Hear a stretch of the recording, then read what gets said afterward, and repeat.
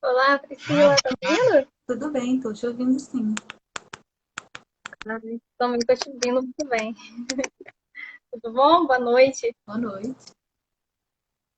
Então, a gente vai começar, ok? O Ok. pessoal já tá entrando, então tá bom. Então, primeiramente, eu gostaria de desejar boa noite a todos os nossos espectadores, né, e também a nossa convidada de hoje. É um prazer muito grande tê-los aqui conosco, né? Todas as últimas terças-feiras de cada mês, né, a gente tem organizado essas lives. O LASA tem organizado, né, o Laboratório de Aplicações Satélites Ambientais, juntamente com o projeto de extensão Observa Satélites à Luz na Observação da Terra. Acontece todas as 20 horas. E sempre nós deixamos, nos últimos 20 minutos de cada live, né, de cada palestra que a gente faz, perguntas para vocês estarem fazendo e interagindo conosco. Então, vocês sintam-se à vontade para estarem escrevendo suas dúvidas, suas questões, para que elas possam ser sanadas. E o tema dessa noite vai ser, nós vamos estar falando sobre floração de algas marinhas induzidas pelo calor. Para quem não me conhece, eu me chamo Liz Barreto, sou graduada, né, em bacharelado em Ciências Matemáticas e da Terra, com ênfase em sensoriamento remoto e geoprocessamento pela Universidade Federal do Rio de Janeiro, né, UFRJ, e também sou mestre em meteorologia pela UFRJ e faço parte do LASA. E a nossa convidada muito especial de hoje é a professora doutora Priscila Lange. Ela possui, né, graduação de bacharelado e também licenciatura em Ciências Biológicas pela UFRJ, mestrado em Oceanografia pela Universidade Federal de Rio Grande, possui também doutorado em Ciências da Terra pela Universidade de Oxford, pós-graduação, né, em Oceanografia Observacional no Bermuda Institute of Oceans Sciences e pós-doutorado no NASA Goddard Space Flight Center. Atualmente, ela é professora visitante do Departamento de Meteorologia lá do UFRJ, faz parte do LASA, do nosso laboratório, e é pesquisadora afiliada também ao Blue Marble Space Institute of Science, nos Estados Unidos. Ela tem experiência nas áreas de biologia marinha, oceanografia e sensoramento remoto. Professora, mais uma vez é um prazer muito grande tê-la aqui conosco. Vou deixar as palavras iniciais para você e a partir daí a gente adentra no nosso tema e nas perguntas dessa noite, tudo bem? Tudo ótimo. Obrigada por essa introdução aí, essa introdução, a apresentação maravilhosa que você fez. E muito obrigada pelo convite. Muito legal estar aqui podendo falar com vocês sobre isso. Especialmente hoje, que parece que teve uma floração aí. Eu acabei de ver no jornal lá mostrando as imagens impressionantes das algas na praia. Eu falei, "Ih, olha aí, Não, coisa, né? Vamos falar sobre isso então. muito bem, Muita. muito bacana, muito bacana. Não esqueci de nada não, né? De falar Não, sobre não, a não. sua... Não, perfeito. Maravilhoso. Então, assim, para nós estarmos começando, né, nosso início de perguntas, então, primeiramente, professora, o que é uma floração? Olha, uma floração de algas é quando as algas, essas algas microscópicas, bom, começar, o que são essas algas, né? Uhum, Em todo lugar onde tem água, então no mar, rios, lagos, existem micro-organismos que fazem fotossíntese, assim como as plantas, que são essas microalgas. Elas estão em todo lugar, até onde não tem água, às vezes, se for úmido, elas já crescem. Então, aquele biofilme que a gente vê, às vezes, no box do nosso banheiro, aquilo são microalgas também, às vezes, algumas vezes. Então, sim. elas estão em toda parte, elas fazem fotossíntese, desempenham um papel super importante no ambiente. E elas, assim como as plantas usam luz e nutrientes, gás carbônico, né, para poder fazer a fotossíntese. Então, quando você tem um excesso de nutrientes, você acaba adubando essas algas. E elas se aproveitam desse excesso de nutrientes. Quando você tem bastante luz também e a temperatura propícia, elas crescem muito rápido. Como se fosse o capim colonião que cresce muito rápido, né? Porque Uhum, então, mas as algas elas se aproveitam dessas condições e elas crescem a ponto de se acumularem bastante na água, porque mesmo elas sendo comidas pelos pequenos animaizinhos que estão na água, porque elas são um pasto mesmo dos oceanos, dos lagos, elas são comidas, mas elas crescem tão mais rápido do que elas são comidas que elas se acumulam bastante. E aí elas se acumulam tanto que, apesar de elas serem microscópicas, elas mudam a cor da água. Então, quando isso acontece, a gente chama de floração, quando existe esse acúmulo Ah, das microalgas na água. entendi. E partindo disso, o que seria então uma floração algal nociva? Já é uma coisa um pouco diferente. Bom, de maneira geral, as algas, elas são boas para o meio ambiente, né? Porque elas estão colocando ali comida, né, para os animais. Então, elas são os Uhum. produtores primários principais e elas são comidas pelos herbívoros.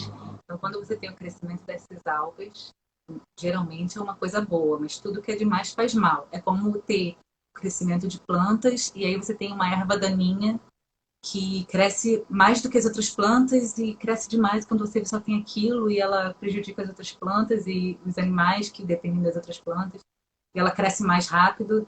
Então, essas florações nocivas, elas têm esse nome quando as florações algais, né, florações de algas, elas são prejudiciais ou à saúde humana ou ao ecossistema marinho, né, provocam algum dano.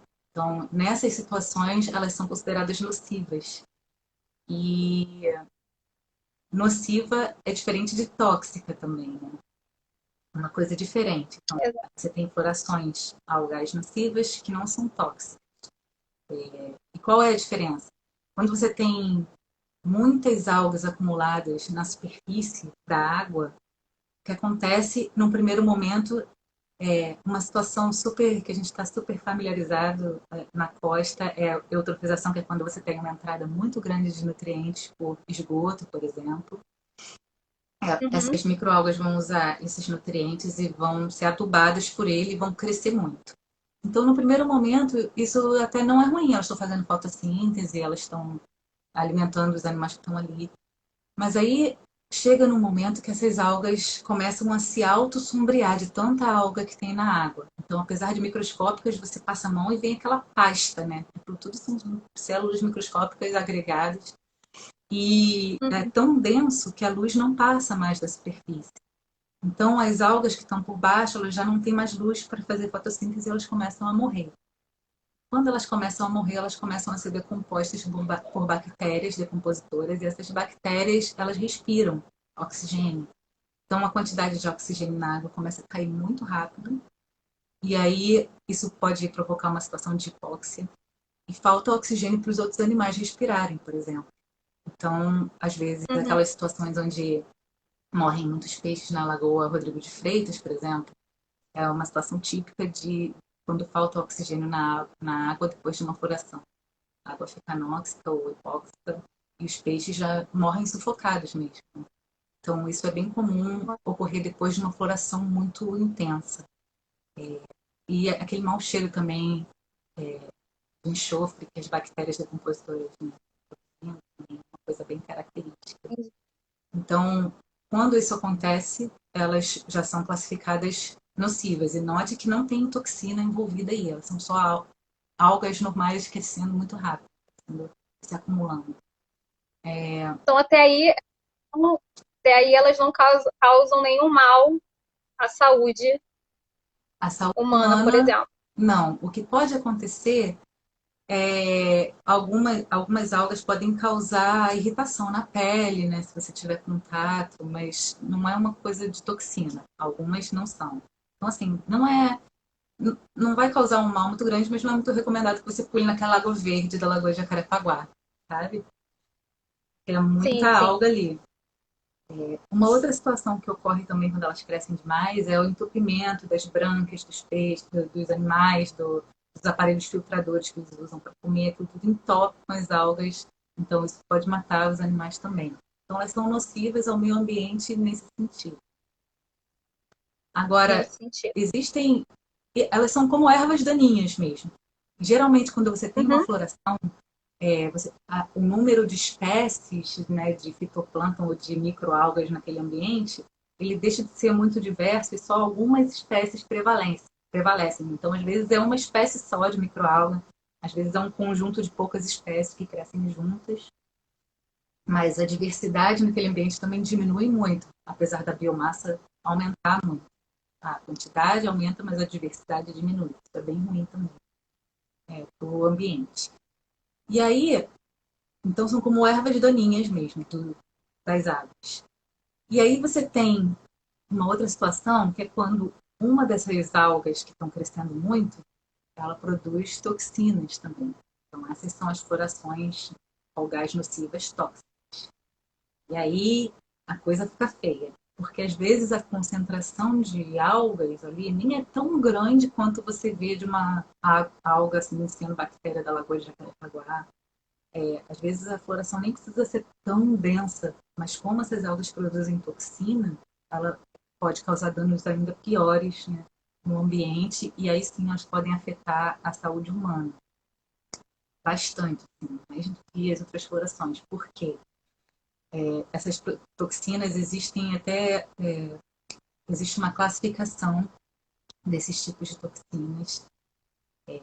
Algumas toxinas podem causar, por exemplo, diarreia, vômitos, elas são ruins para o nosso trato digestivo, dores abdominais, são chamadas de toxinas Uhum. diarreicas. A grande maioria das toxinas é produzida por dinoflagelados, que é um tipo de alga, dinoflagelado, mas existem toxinas também de outros tipos, como diatomáceas. Existe um outro tipo de toxina que provoca amnésia, bizarro. Nossa, É a amnésia, dores de cabeça, então ataca o sistema neurológico.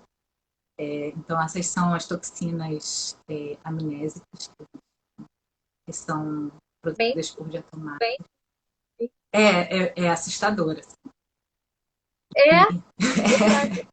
E existe um outro tipo de toxina que são as toxinas paralíticas, que elas podem causar paralisia, né, do corpo, paralisia respiratória, formigamento, também ataca o sistema neurológico. Né?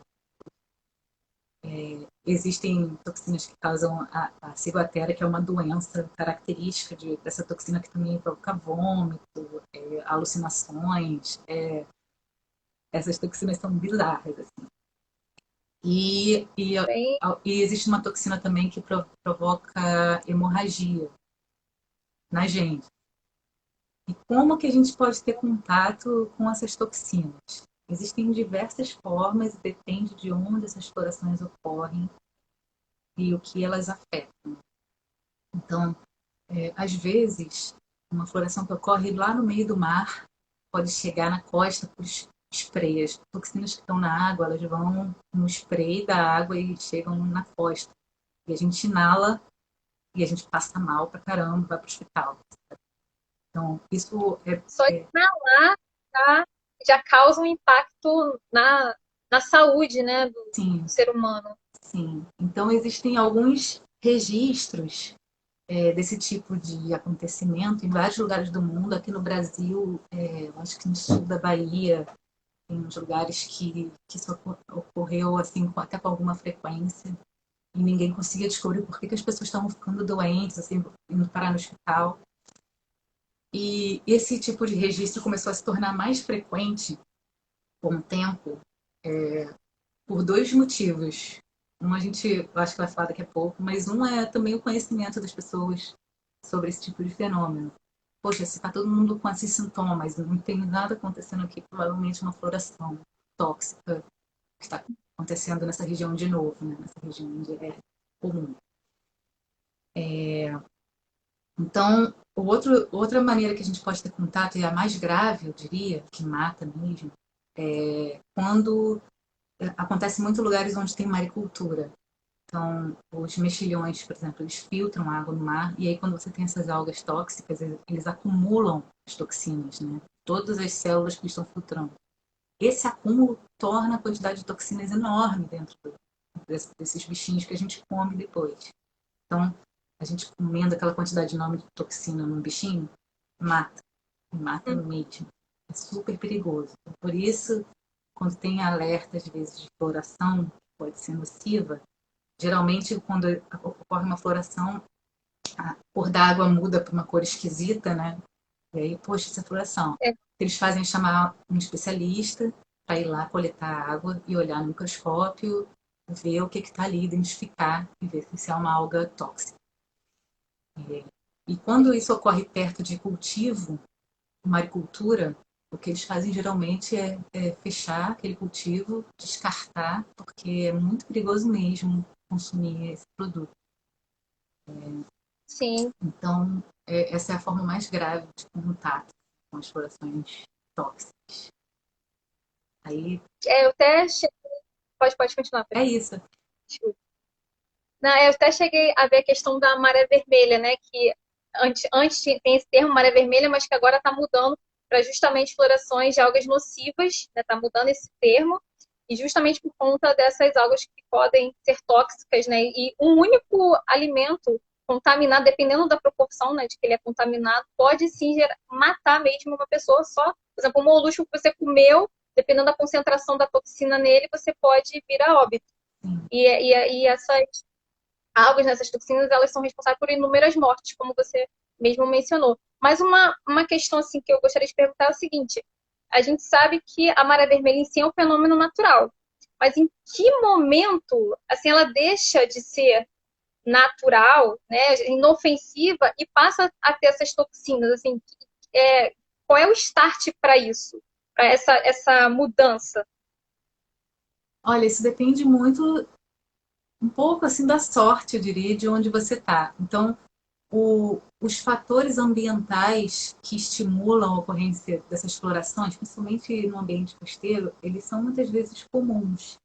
Então, geralmente, quando você tem o aumento da eutrofização, então você tem mais esgotos, tem mais nutrientes, e você tem o aumento da temperatura, a temperatura ela acelera o metabolismo das células e algumas espécies elas conseguem se aproveitar desse metabolismo, elas são mais adaptadas a isso, e elas conseguem crescer mais do que as outras. Então, o fato dessa espécie que está se dando bem, crescendo mais, formando a floração, ser tóxica ou não, depende muito da ocorrência de espécies tóxicas onde você está. Então, existem alguns locais onde existem espécies tóxicas que estão ali em pouquíssima quantidade na água, entendeu? Então, quando você tem essas condições, elas têm essa capacidade de crescer mais do que as outras.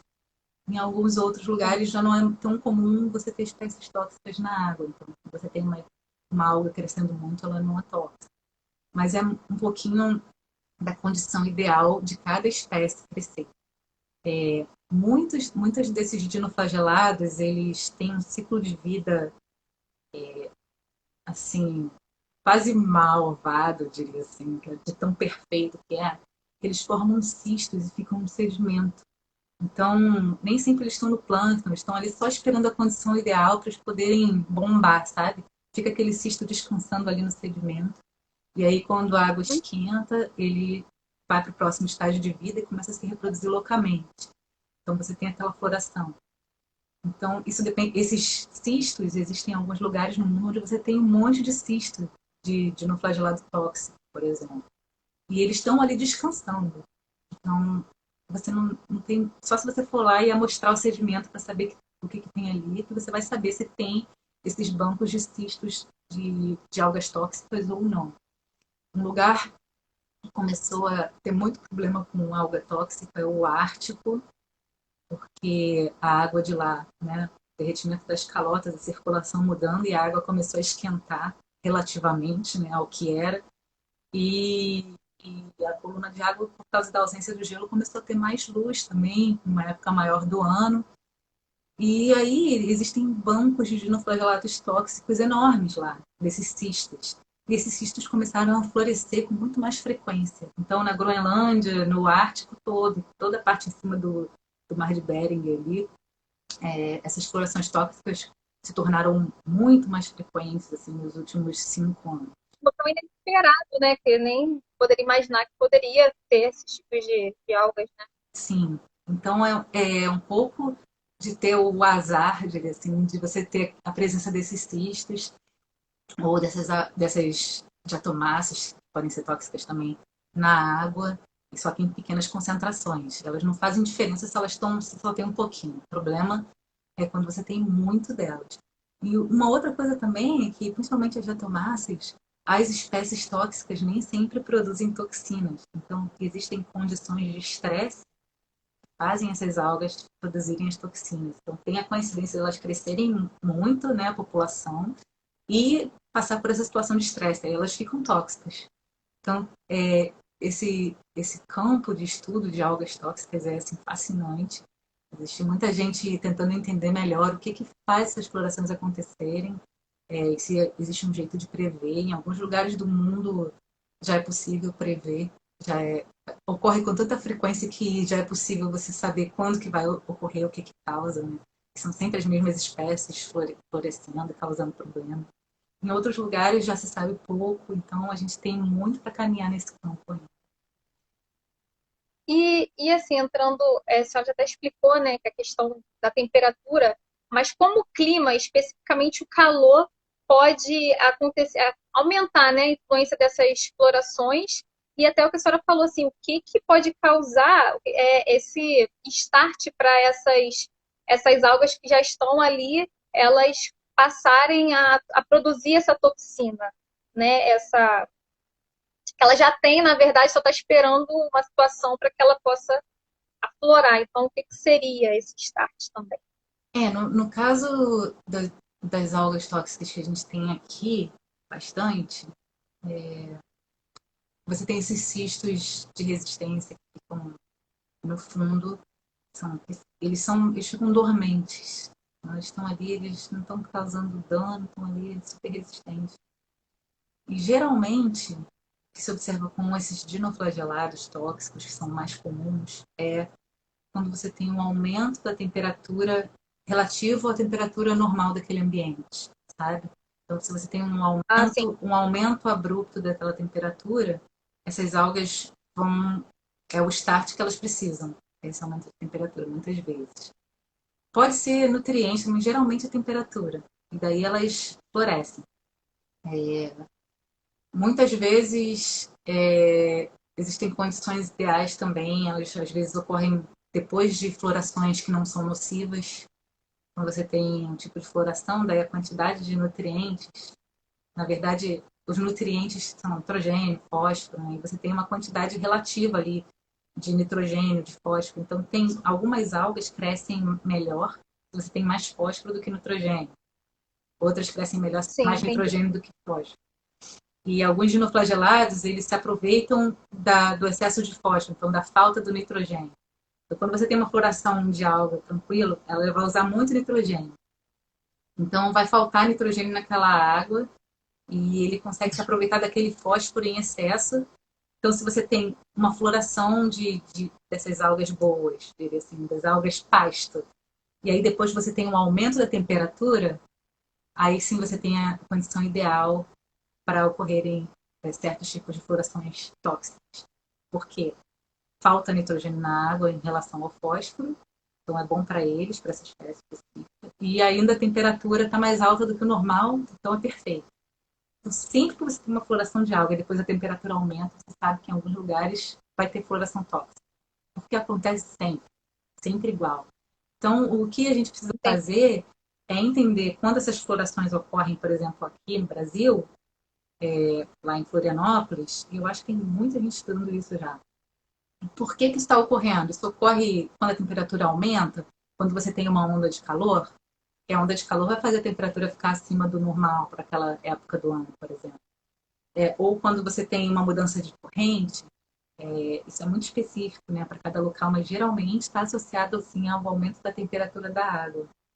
E as ondas de calor têm um outro efeito também, que além de aumentar a temperatura em si, elas aumentam a estratificação da água. Então, como posso dizer, a turbulência, né, a energia cinética, que faz aquela água se misturar, ela tem mais dificuldade, porque a água tem várias camadas, várias barreirinhas de densidade, uma diferença, um gradiente de densidade, e aí a energia não consegue misturar essa água, como ter água e óleo, você não consegue misturar muito bem, fazer uma força bem, e a mesma coisa acontece com a água de diferentes temperaturas. Então, se você tem uma água superficial super quente, vai ter essa barreira de densidade que vai dificultar a mistura.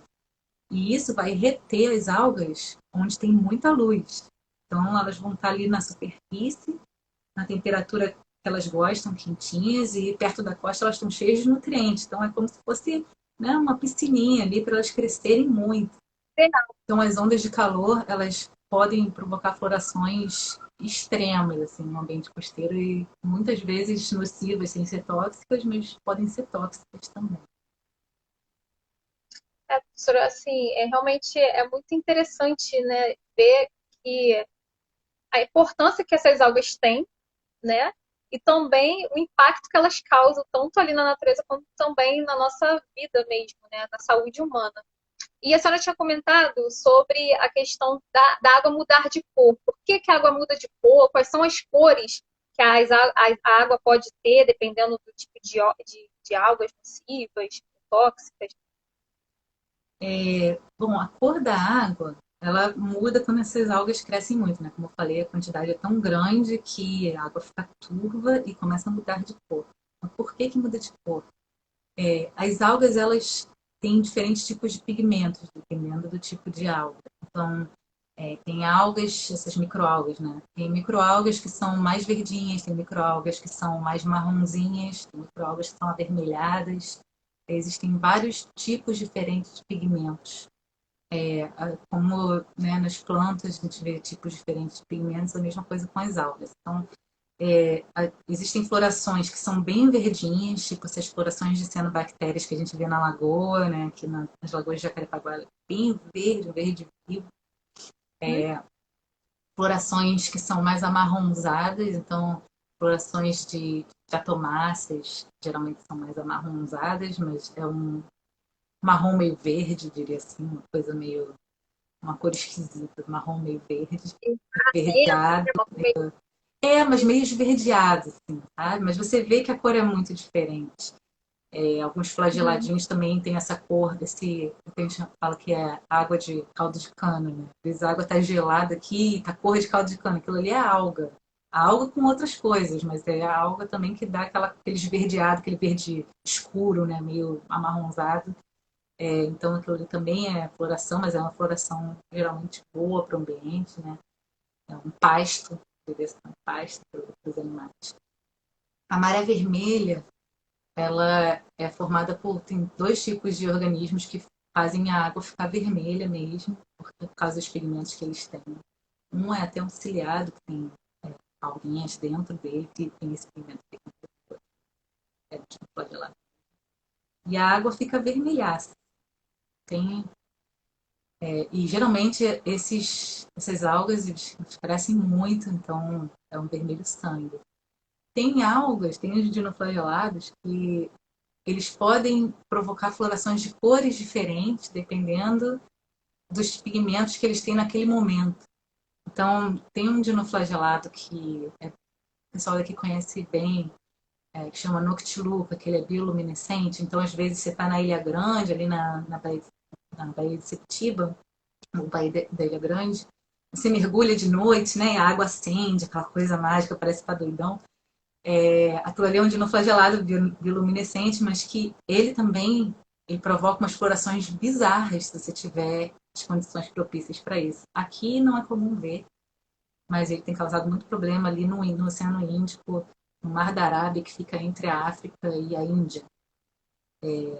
Nesse lugar, tem ocorrido uma coisa muito interessante que tem a ver com o Himalaia. Na verdade, o Himalaia está menos frio, né? As calotas de gelo estão derretendo, e isso está enfraquecendo as monções, aqueles ventos que vão em direção ao oceano.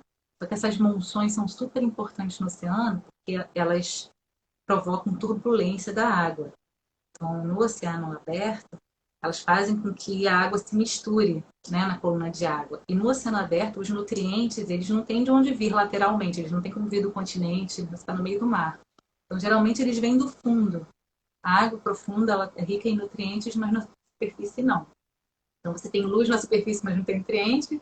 No fundo você tem nutriente, mas não tem luz. Então as algas não crescem. E aí essa turbulência é importante porque ela traz nutrientes do fundo para a superfície onde tem luz. Então isso aduba, né, as microalgas a crescerem. Só que as monções ficando mais fracas, a coluna de água ficou mais estratificada. Então começou a ter esse gradiente de densidade dificultando essa mistura. E esses dinoflagelados, eles são um pouquinho móveis, o suficiente para conseguir ir para o fundo, absorver nutrientes, subir para absorver luz e ficar nessa. E aí o que eles fazem, além de migrar, eles otimizam isso. Então eles vão para a superfície, assim, super superfície, e florescem. E Nossa. ficam em concentrações enormes, mas numa camada sim da superfície, no oceano aberto. Então ali embaixo fica super sombreado, não cresce mais nada. E eles ficam só nessa camada superficial ali nadandinho e florescendo. E aí, quando eles estão usando todos os recursos, os nutrientes que já são escassos, e a luz, eles estão, né, ali na superfície pegando tudo, as outras algas não conseguem crescer. Então, todos os recursos pesqueiros que dependem dessas outras algas, né, começaram a ser muito prejudicados por esse fenômeno. E os problemas chegaram a ser assim, entupir rede de pesca. O turismo é péssimo, porque a água fica assim um limo mesmo, em extensões de quilômetros e quilômetros. Sabe? Então, esse dinoflagelado, ele nessas florações de lá, ele é verdinho. Mas em outros lugares ele pode florescer com outra cor. Então ele pode ser Nossa, avermelhadinho também. a Porque diferença, né? Assim, ela não tem o mesmo padrão. É a mesma, mas não tem, dependendo de onde ele esteja, tem padrões diferentes. para essa espécie, algumas espécies é assim, mas para a maioria delas, existe uns tipos de pigmentos e umas proporções de pigmentos que são bem característicos da espécie. Geralmente, quando elas crescem muito, elas mudam a cor da água para uma cor bem característica daquela espécie ou daquele grupo taxonômico, né? Que tem aquela composição de pigmentos. De maneira geral, é o que acontece. Então, com isso, a gente consegue, só através da detecção da cor da água, a gente consegue ter uma ideia de quem está presente na água. Quando você tem florações, fica mais fácil, porque é mais fácil ver a cor, né? Você tem um sinal, uma radiância, assim, um sinal luminoso maior. É mais fácil você ver a cor com precisão. E aí entra o conhecimento sobre aquele local que você está observando e saber quais são as possíveis algas que estão ali. Né? Que você, por exemplo, tem uma alga que ocorre ali e uma que ocorre na Antártica. E elas têm a mesma cor, mas é improvável que a alga da Antártica esteja florescendo aqui no Brasil. Possível, sei lá, improvável. Então, a gente usa esse conhecimento também para estimar, assim, ter uma ideia da composição de espécies, né, dessas explorações, usando imagens satélite ou imagens aéreas, mas através da cor da água. É bem útil. É isso que eu até seria a próxima pergunta, né? Como consegue identificar essas explorações, os meios de pesquisa, né? Você já tinha até comentado de pegar a amostra da água, falou um pouco agora sobre o próprio sensoriamento remoto, então gostaria que você pudesse falar um pouquinho mais sobre como é feito os tipos de pesquisas para poder observar e analisar essas florações, alertas para a população que está tendo florações naquele período e que pode prejudicar a saúde. Olha, eu vou começar pelo alerta às populações sobre essas explorações que ocorrem aqui no Rio. O grande problema, existem dois problemas. Um é que é a falta de conhecimento nosso mesmo. Às vezes tem uma mancha na água e a gente não tem acesso à mancha. Então, assim, o ideal é ter uma mancha na água, chama um especialista para ir lá pegar um pouquinho de água, ou leva um pouquinho de água para o especialista identificar quem está ali, ver se isso pode fazer mal à saúde ou não. Nem sempre faz mal à saúde. Então, é importante saber quem está ali. E a falta de acesso, muitas vezes, é um problema nosso. Então, você precisa de uma embarcação, você precisa de pessoas aptas a coletar certo, né, para manter aquelas algas vivas ou preservadas para poderem serem analisadas. Então, isso é super importante. Mas nessas explorações que geralmente vêm do estuário, ocorrem no estuário, ou nessas lagoas eutrofizadas principalmente, como é o caso das lagoas de Jacarepaguá, existe um problema muito grande nessas florações, que na verdade não é um problema da floração em si. Então, no caso da Lagoa de Jacarepaguá, você tem essa água super verde, cheia de cianobactérias, que nem sempre, assim, grande parte das vezes elas não são tóxicas, elas só estão em grande quantidade, as cianobactérias em si. Mas elas estão marcando aquela água. Só que aquela água está cheia de bactéria patogênica, pode ter poluente, se você estiver perto de indústria, pode ter metal pesado. Então, existem muitos problemas associados àquela água onde está aquela cianobactéria verdinha. Mas o problema nem sempre é a cianobactéria verdinha em si. Às vezes é. Quando você tem a água da lagoa escoando e vindo para a praia, você pode ter certeza que vai ter bactérias patogênicas associadas àquela floração. E existem estudos que tentaram usar as algas, na verdade, como traçadoras de águas problemáticas, diria assim. Então, o problema não é a alga em si, mas por ela ter cor, ela consegue marcar aquela massa de água. Então, você usa sensoriamento remoto para localizar a massa de água.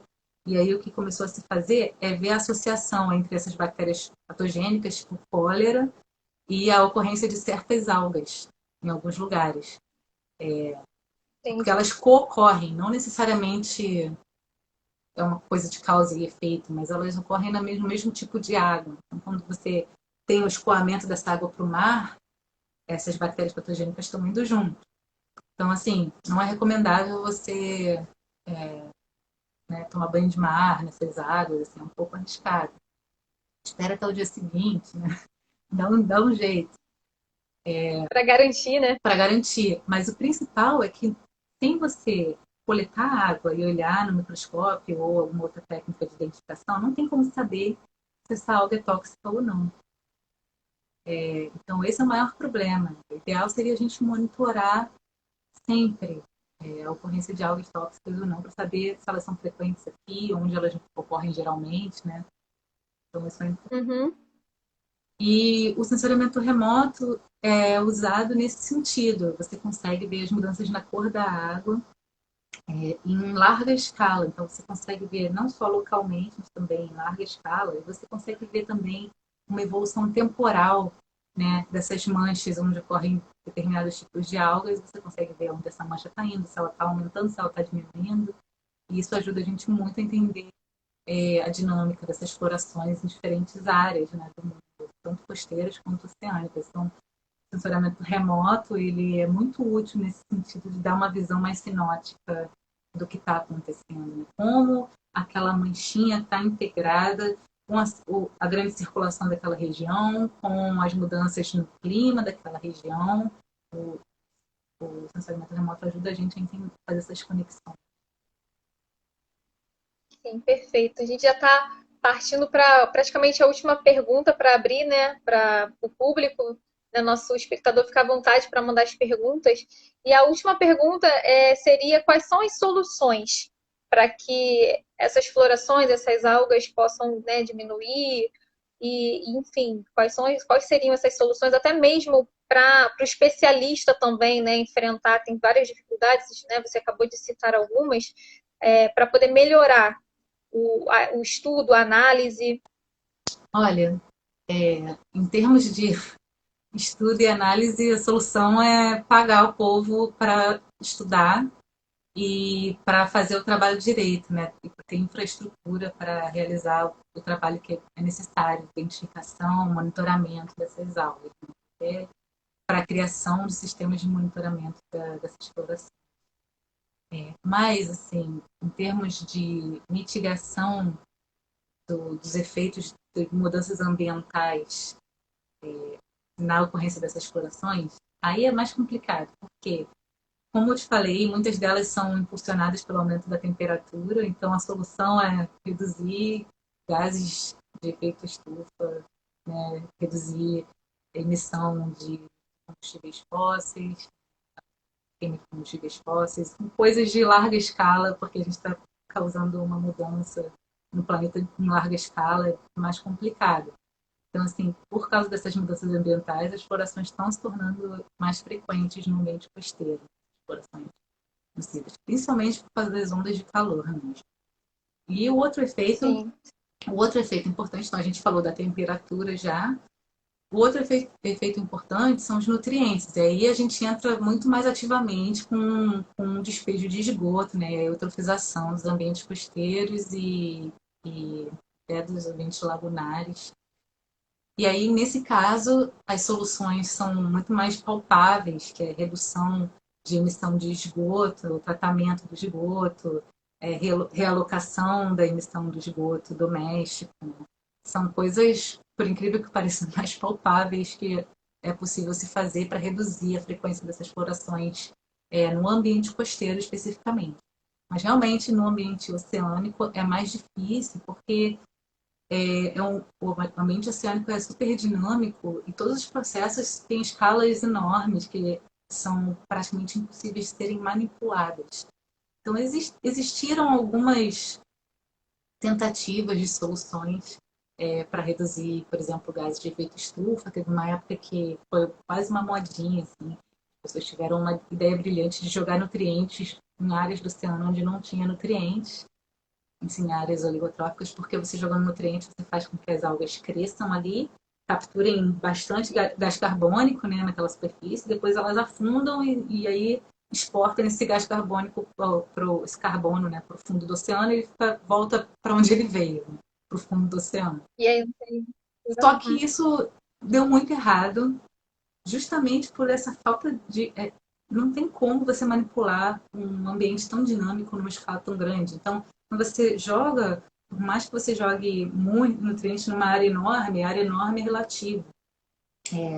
Então, o que aconteceu em grande parte desses experimentos é que você teve um crescimento de algas enorme, então você teve um monte, né, elas absorveram muito CO2 no primeiro momento. Daí você teve um crescimento de herbívoros enorme logo em seguida. E aí esses herbívoros comeram as algas e respiraram muito. Aí você teve a produção de CO2 de volta. Então, muitas vezes isso provocou uma produção maior do que a captura de CO2. E às vezes funcionou. Às vezes cresceram algas pesadas e tal, que logo afundaram e no final você teve uma captura maior do que a produção de CO2. Então, mas é muito difícil de se manipular o ambiente oceânico. Mas na região costeira, onde você tem esses ambientes menores e mais confinados, principalmente com a influência do esgoto, é mais fácil da gente criar soluções. sim, verdade. Olha, muito obrigada. Primeiro quero agradecer, né, pelas respostas, né, muito conhecimento adquirido, né, muito coisas novas realmente para a gente aprender e numa linguagem também que deu para todo mundo acompanhar e a gente vê a importância, né, de se observar a natureza, observar o ambiente que a gente vive também, o conhecimento, né, como você mesmo falou, viu a mancha, então você pega uma amostra, dá para o especialista. Então, tem coisas que dependem também da gente, né? De nós buscarmos conhecimento. E nós já temos uma pergunta da professora Renata, e ela pergunta assim: poderia comentar sobre a qualidade da água fornecida pela SEDAI? Isso foi um problemão, né? É, Pensando que eu posso falar. É... Olha, o sistema de tratamento de água da SEDAI funcionava bem e existiram alguns conflitos políticos que prejudicaram o sistema de tratamento de água. E isso inclui a prevenção de certos tipos de floração. E não só floração de algas, mas também bactérias. Né? Então, essas ondas de calor também aumentam o crescimento de algumas bactérias, produzem substâncias que às vezes são só assim, desagradáveis, né? Tem um cheiro ruim, mas às vezes são tóxicas também. Bactérias são um grande problema. E nesses casos é importante a prevenção, você tratar aquela água para que isso não ocorra. Então, eles têm lá um sistema possível você prevenir um pouco o crescimento dessas bactérias e algas que produzem substâncias ruins para a gente. Mas aconteceu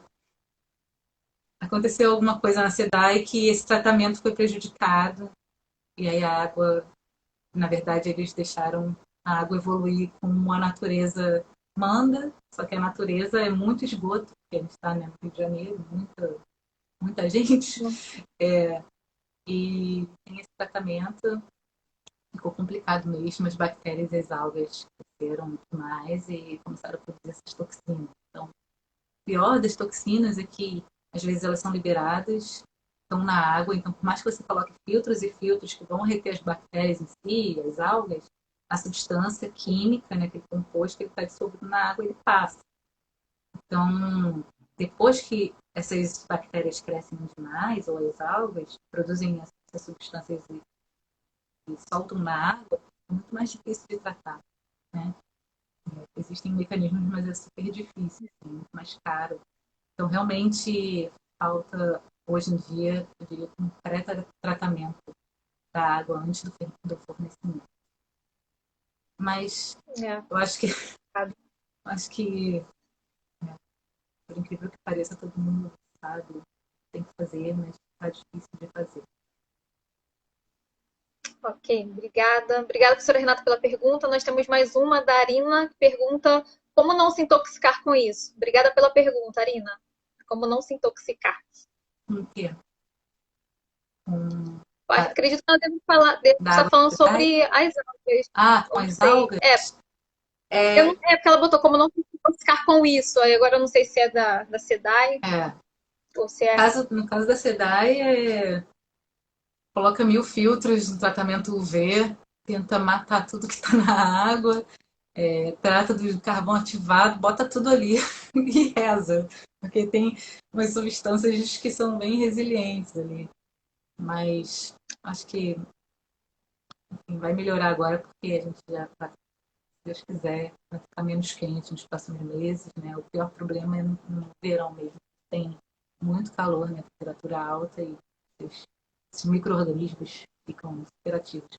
No caso das algas, a prevenção com relação às explorações nocivas é realmente evitar o contato. Então, se você vê uma água com cor diferente, você não sabe se é tóxico ou não, ou se pode te causar problema, não entre em contato com essa alga, com essa água. Então, se a água está com uma cor muito forte, muito turva, evita. Turva, assim, água do mar, né? Água de rio, às vezes pode ser turva e está de boa. Mas se a água está avermelhada ou muito, muito verde, evita entrar em contato. Eu diria isso. Mas no caso das algas que influenciam até o spray, né? Não tem muito. Se você não tiver um sistema de monitoramento remoto para localizar essas explorações, não tem como você saber que elas estão ocorrendo às vezes. Né? Você não consegue observar o mar lá fora. Então, realmente, esses sistemas de monitoramento são muito úteis nesse sentido. Mas se você está na praia, começou a passar mal, vai embora, sabe? Sai, evita, se você está vendo que as pessoas estão passando mal, que é uma coisa comum, você evita aquilo, sai da praia, vai para um lugar com menos spray, evita inalar aquele spray. Mas isso é relativamente raro de acontecer, não se assustem, podem ir para a praia, tirando coisa do Covid, se questão do bobo. Só observem, né? Observem o comportamento das pessoas na volta e de vocês mesmos, os próprios corpos de vocês. É isso aí. Ela falou que era das toxinas mesmo, ela respondeu aqui. E temos mais uma pergunta que é do Márcio, se eu não me engano. O que um cidadão comum pode fazer para melhorar esses problemas, tendo em vista que as políticas públicas não são muito eficazes? Obrigada, Márcio, pela pergunta. Olha, eu acho que a forma mais efetiva é pressionar as políticas públicas, a tomada de decisão. Então, pressionar quem pode mudar as políticas públicas. Porque os problemas são de escala grande. Não, não é tipo lixo que você pode fazer a sua parte, produzir menos lixo. Não tem muito o que fazer. Todo mundo tem que fazer xixi cocô, todo mundo vai produzir esgoto. Agora, o que acontece com o seu esgoto, muitas vezes não tem como você decidir isso, né? O que você pode fazer é pressionar quem decide para fazer a coisa certa, para tratar o esgoto, para não despejar esgoto em corpos de água semi-fechados, né? Semi-abertos, lagoas, porque isso vai aumentar muito a eutrofização. Então, eu acho que o que o cidadão comum pode fazer é realmente pressionar os tomadores de decisão para mudar as políticas públicas. Ok. Bom, professora, primeiramente, já está partindo, né, para as nossas considerações finais. Não temos mais perguntas. Quero agradecer imensamente, né, a sua presença, todo o conhecimento aqui adquirido.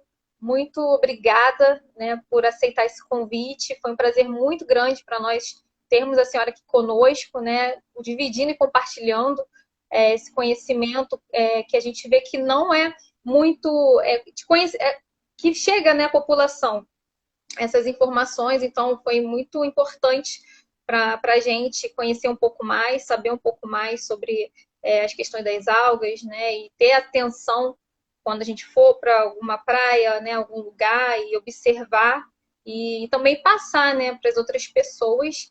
E eu gostaria aqui de deixar a senhora falar das suas considerações finais, lembrando a todos, né, que toda última terça-feira a gente sempre, do mês, a gente sempre tem as lives aqui, às 8 horas, e também agradecer ao nosso espectador, quem fez as perguntas.